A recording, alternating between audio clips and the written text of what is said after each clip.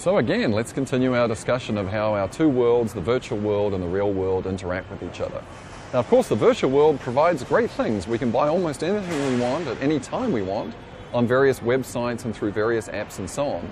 And yet, government statistics tell us, in the United States at least, and this is fairly similar in other parts of the world, that 92 to 94% of everything that's bought is still bought offline in real-world stores, whether we're talking about a pair of pants, a pair of shoes, and certainly whether or not we're talking about groceries. In fact, groceries are a very, very interesting case, and I would encourage you to follow this as we go along through our course. You might have noticed that Amazon now is getting into the grocery business with Amazon Fresh, and this will be a really interesting one to follow because currently I think only about 1% of groceries in the United States are actually sold online.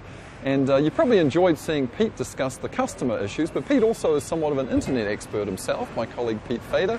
And I'm going to steal this little joke from Pete. Pete always likes to say that the fraction of groceries sold online in 2013 is roughly what it was in 1713, so roughly 0% with rounding.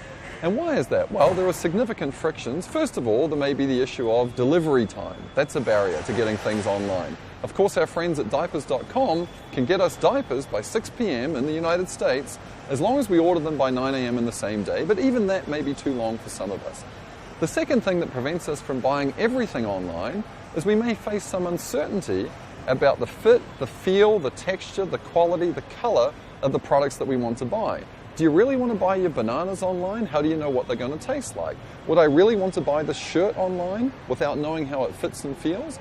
Well, it turns out there are ways to overcome some of these barriers, and I'll talk about this as we go through, but that is a second barrier, uncertainty about what it is that might arrive when it comes to your door.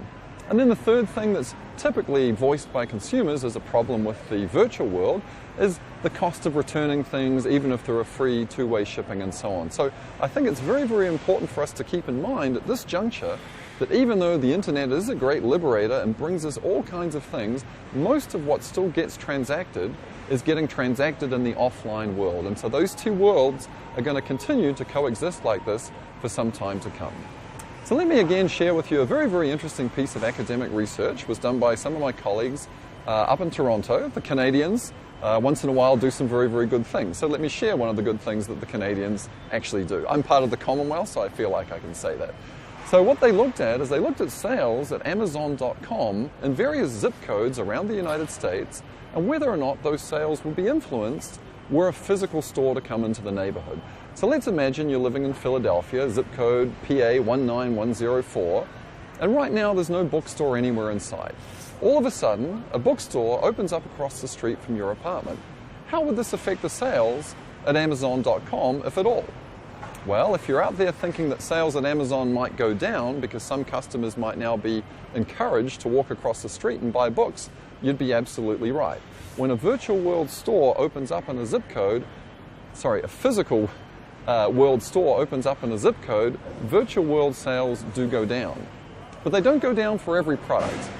They only go down for the popular products because if you wanted to buy Harry Potter and the Sorcerer's Stone, you can probably bet that that book is going to be in stock at the local bookstore, and so you might be able to run across the street and buy it. And indeed, that's what the researchers found. When a real-world store opens up in a zip code, Amazon sales fall, but only for products that are popular. Now, if you wanted to buy another book, probably better than the Harry Potter book, but less popular, there's a book called 101 Years of All Black Trivia. In fact, I suggest that you at least take a look at that book.